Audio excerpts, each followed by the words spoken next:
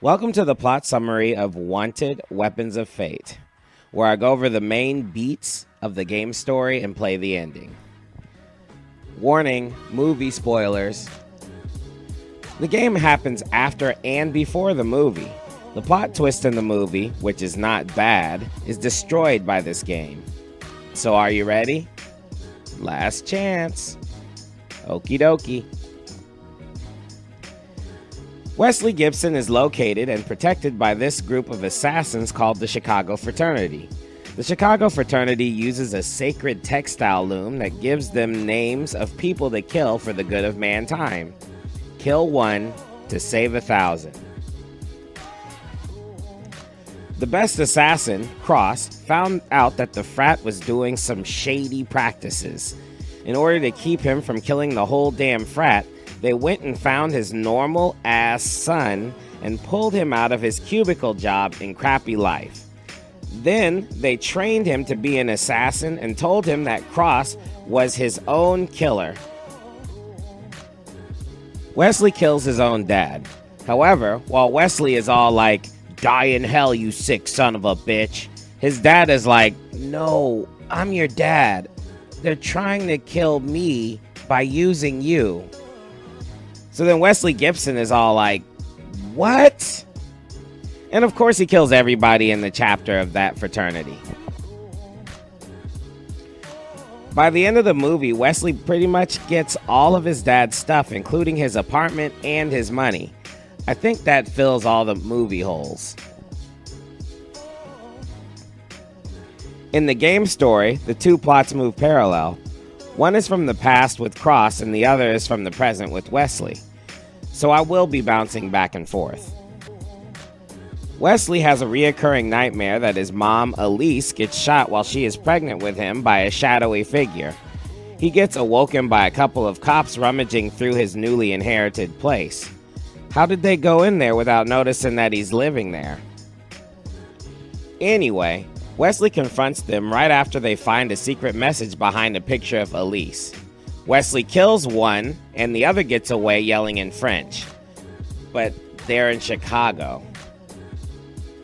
Wesley catches up to the SWAT leader and kills him, only to find that he has handed the paper to some creepy-ass hot chick. Right before they were about to go at it, the munitions specialist of the fraternity, Pekwarski, shot her and missed. That has got to be some sort of party foul, right? Anyway, Pekwarski informs Wesley that she is the little spider, Aranya, from the Barcelona chapter of the fraternity, and that the French-speaking soldiers were part of the Paris fraternity. Then Pekwarski tells Wesley a little story. You see, Wesley was the product of two assassins, and that was against the rules of the fraternity code. Elise somehow had Wesley in secret and was up and moving around like she didn't even have a baby. So Cross and Elise meet up while Elise is holding Wesley. They don't reunite for too long before the head of the Paris fraternity, the Immortal, shoots Elise in the chest. Elise is like, "Cross, take your baby," and he takes Wesley and jumps off the building. I would love to see how that "don't kill your baby" landing works. Anyway, Wesley didn't seem to be the target in the first place, right? The Paris frat was really there to secure the textile loom from the movie. So, what was that sheet of paper all about then? To get that answer, Wesley goes to the textile factory where the loom is located, and after shooting up more jobbers, he runs into a man called the Russian and neutralizes him. Then he notices a binary code on the Russian's arm and chops it off to show it to Pekwarski. Pekwarski tells Wesley that the binary code belongs to Guardians. Basically, whenever a loom needs to be relocated, they put a tattoo on 3 fraternity members. Each tattoo is a piece of the puzzle for where the loom is to be moved. So, 1 is Aranya from Barcelona, Spain. 2 is the Russian from... I guess they didn't care enough to give his fraternity's city of origin. I wonder which is the third. If only they did some sort of flashback that would foreshadow this person before he is introduced into the story. Speaking of flashbacks, Wesley's dad from the past, Cross, is trying to escape the Paris fraternity. Presumably, he has already found a place for his child. However, his getaway flight has been hijacked by the fraternity. All passengers are killed, and the plane is heading to the ground. When Cross gets to the cockpit, the Immortal is there, and he has the last parachute. Man, he hates Cross. He shows Cross the bullet he has with Wesley's name on it, and leaves Cross to die in the crashing plane. However, Cross escapes via car. Back in present day, Cross's munitions guy, Pekwarski, tells Wesley that he has some buyers that ordered 100 untraceable bullets and Wesley can tag along. So Wesley dons his sniper gear and gets on a roof. Just as expected, the buyers were two Guardians, Aranya and Brummel. Now this is a little weird because the game acts like Wesley already knows who Brummel is, but there is no indication that they have met before. Seriously, I had to look it up. Brummel is from Barcelona as well. I couldn't tell because they used the rapper Common as the voice. His voice acting is horrible at best. Who's this guy? You like an itch on my balls, Wesley, and I'm tired of it. Well, I aim to please. He's also got Common's voice, the rapper. I came for the loom, not for you, asswipe. But now, I'm gonna kill you. Just for fun and a laugh. I'm supposed to believe he's from Barcelona, Spain? I originally thought that Aranya was one of the three, but she is actually an accomplice? But she is the one who stole the paper from Cross's apartment. Why? Anyway, Wesley tracks down Brummel instead of Aranya, even though he originally tried to kill Aranya because Brummel has the tattoo. Once Wesley stops Brummel, he cuts off his arm for the binary code. But Brummel was holding a button-release detonator and blows up half the office, which causes a fire? This trope of explosions causing building-wide fires happens so much I had to look it up. Which, I didn't find anything on it, but now I'm sure I'm on some sort of CIA suspect list for looking it up. I still don't see how it could happen. Boom! Now the whole building's on fire. So Wesley escapes and goes back to show Pekwarski the second arm, but this time he suspects that Pekwarski is working with them. Wesley pieces together that what was stolen was a kill order from his father's safe house. They still haven't explained to us why the kill order is so damn important anyway. I mean, it's what started this whole damn video game. You think that would be the first question on everybody's mind. Why the hell are French soldiers stealing kill orders from Cross's apartment? But no, it's about 3 Guardians coming here to take a loom. Why do we care about these Guardians taking the loom? Anyway, another flashback shows Cross at the Chicago fraternity ready to defend against the Paris fraternity invasion. Sloan tells Cross that the Paris chapter thinks that Cross went rogue for killing a Paris chapter fraternity member on a jetliner. And Cross was just following the kill order that Sloan gave him. Now I had to do some mental gymnastics for this. The last flashback was on a passenger plane, which means that Sloan was not talking about that mission because he said jetliner. I don't know why they wrote it like that, but I automatically thought it was related to the flashback with the Immortal in which Cross kills a literal ton of Parisian frat members. There are different ways the logic can go, but all the paths lead to a bunch of unanswered questions, so this is as far as we go. At any rate, while fighting, Cross finds himself underneath the loom and discovers the kill order for Sloan. Okay, sure. Cross confronts Sloan in the library ready to kill him, but finds out it was a trap. The fraternity members, not knowing Sloan is a traitor, go after Cross. Cross mows down tons more fraternity members until he escapes the fraternity on a train. However, the Immortal appears, and they have a shootout in which the Immortal's eye gets taken out, literally. Pekwarski tells Wesley he will find more answers at his father's grave in a sacred catacomb. So Wesley puts on his dad's battle armor and heads to the Pyrenees. My wife told me it was a mountain range that touches Spain, France, and a teeny tiny country called Andorra. As he works his way to the entrance of the tomb, he is confronted by Aranya, the Spider Lady. Wesley takes her out, and she does have the third Guardian tattoo. I thought the Immortal had it. So they called in 2 people from Spain and 1 from Russia? Why were the soldiers from the beginning French then?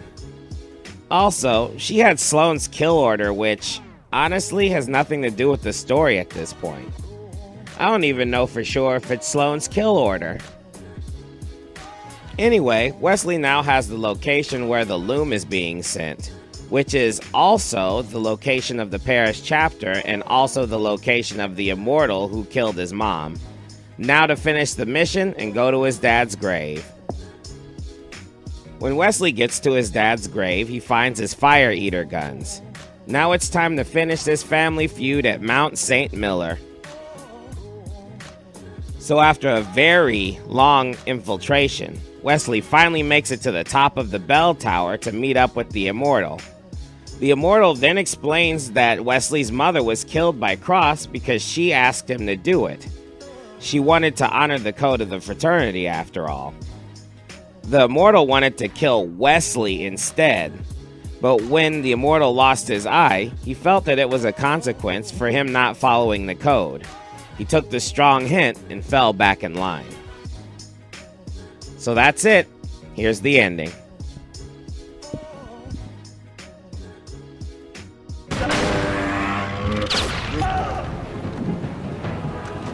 Finally!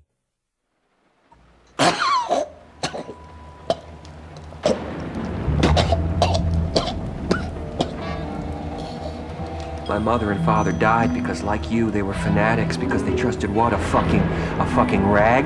They put their faith in the loom. You're so sure of yourself, of your righteousness, but life is full of doubts. It's not blind faith. And you aren't God. If there is no God, then it is our duty to create him. No great human endeavor has ever been accomplished without belief. Oh, why don't you quit talking shit and die already? You don't know what you are or what you have. But I do know what I am. I'm an asshole with a gun and a cool suit. A very cool suit. Oh, sorry, I almost forgot. I have something with my name on it, but I think it belongs to you.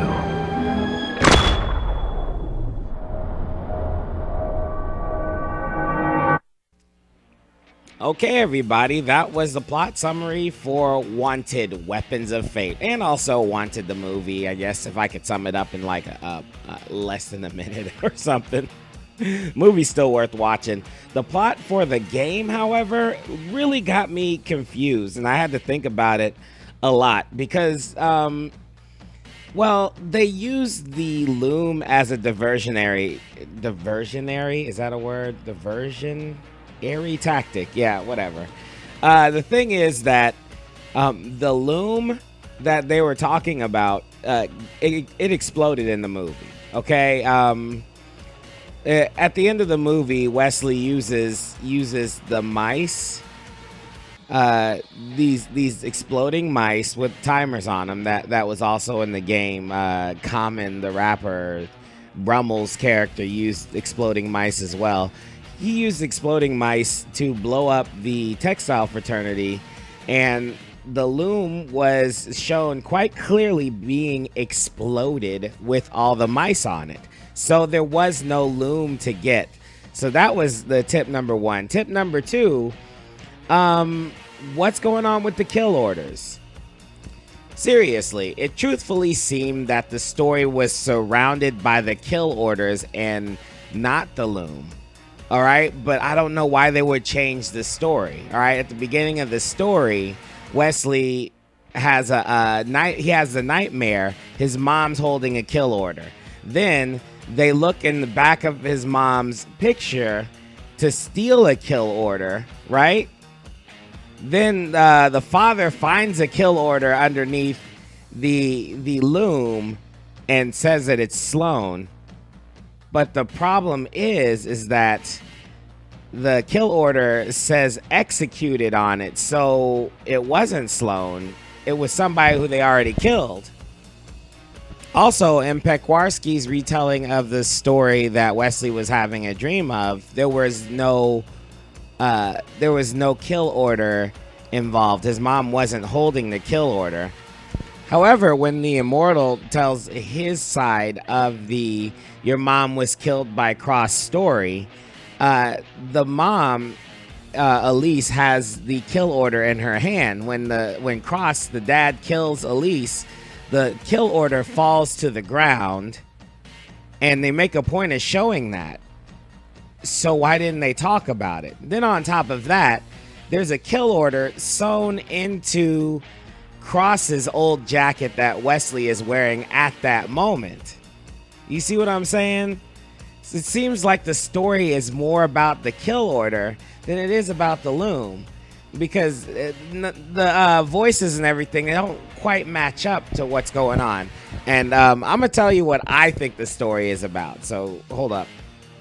Okay, my guess is that the kill order is probably the Immortal's kill order, and he's been trying the whole time to get rid of the damn kill order, but he's having a really hard time doing it. The only person who knows he's supposed to be killed is Cross. Cross laid eyes on the kill order, so he's been holding on to the kill order so that he could kill the Immortal. All right, so when the Immortal finds out that Cross is dead, he sends his own soldiers to do the kill order, and he hires a couple of other rogue fraternity people to get the kill order with the other guys. This is why the fraternity guys all had binary code on their arm. Now, the only person in the movie that had binary code on their arm was Angelina Jolie. Everybody else had their arms covered up, except for the boxing guy and the butcher or whatever. But they could have had their binary codes tattooed in somewhere else. But that wasn't anything out of the ordinary. Angelina Jolie wasn't being picked to go find a loom somewhere. She was just a normal fraternity member, and she had a tattoo to prove it. So these guys are all rogue fraternity people with tattoos, and Wesley, he had to kill them because they were rogue tattoo members. You know what I'm saying? Then he kept showing Peckwarsky proof that he killed the rogue fraternity guys by cutting off their arms and handing him to Peckwarsky. Peckwarsky was basically Wesley's handler. This is me guessing, by the way. It makes absolute sense to me. They show these kill orders way too much. You know what I mean? And in order for you to be in the fraternity, once a kill order is issued, you're supposed to kill the person, right? But if they don't do that, then you have to right the balance.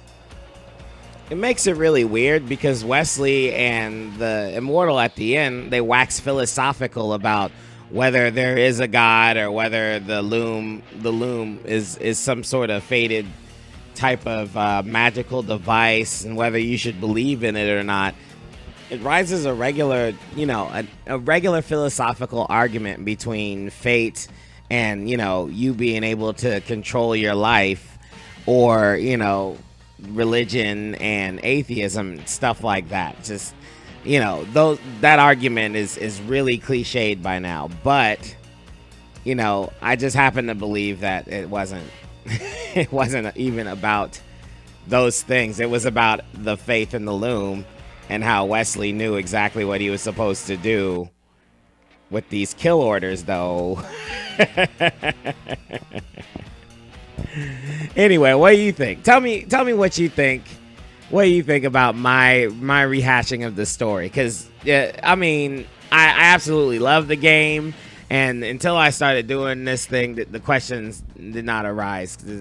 Once you go through the story, you know, word for word, it just starts popping up on you. And you know, I'm sorry I waited a little long on this one, but you know, I would love to know what the real story is. Like, I want to, you know, call somebody, send them a text or whatever.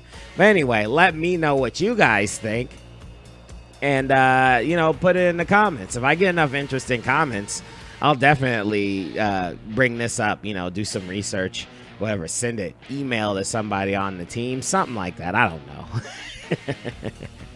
I'm relatively new at this sort of stuff. But anyway, you guys have a nice time, and thanks for joining me on the video game plot summaries. Peace.